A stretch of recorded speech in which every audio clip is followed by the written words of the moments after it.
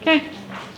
Hello, my name is Aiden, and today we'll be talking about the open door policy, a policy that went into effect during 1899, and it was a policy instilled by the American government in order to continue free trade with China along with other European powers at the time. I'm Logan. I'm Jeremiah. I'm Marisol. What is this policy?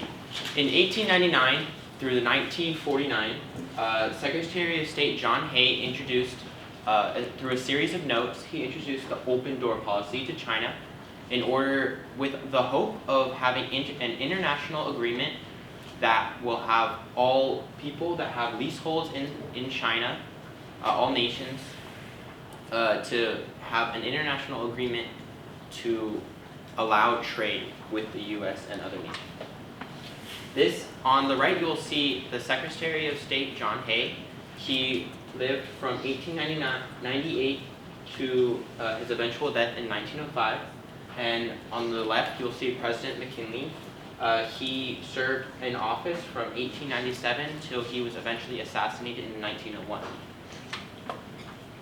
In 1899, John Hay, he asked countries with leaseholds in China to not discriminate against other nations in order to have the U.S.'s economy improve. Those with leaseholds were Britain, France, Russia, and Germany, and those with power but no leaseholds were Italy and the United States. The effects of the open door policy were America had continuous trade with China, and that had great impact on the U.S. economy. Now then, the pros of the open door policy. The pros of the open door policy were, this image here shows America stopping with the open door policy in hand, showing all these countries trying to take a piece of the land. This was the pro of the open door policy that was actually heavily stated in the notes, was it would protect China's territorial integrity, keeping China's territories to itself and actually keeping it more territorially integral and not having small countries basically trying to profit and take land for themselves. This is also pro for other countries as well, such as Germany, Russia, Great Britain, and America, because it allowed open trade between not only themselves and China, but also other places in China. So Russia could share with German-owned places, and America could kind of open trade with all of China as well, allowing economic growth for both parties.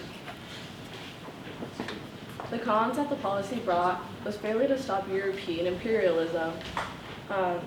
Although the policy did technically stop the European countries from tearing apart China, turning into colonies, it still allowed them to establish their own individual spheres of influence in China, while also not discussing with the Chinese government to establish this policy. Also causing resentment towards foreign interference. They tried to establish, China was too busy doing one thing and another that they weren't able to exactly focus on the bigger problem, which was the foreign countries that were in China, causing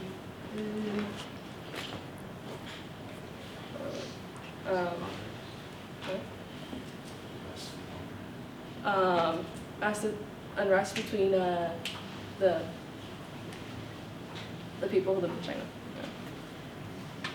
which began causing resentment towards foreigners or the Westerners, which ended up leading to the Boxer Rebellion, which the people who ran it were known as the Boxers. They wanted to restore China's independence from the domination of politics, economy, and religious domination that the foreign countries brought to China.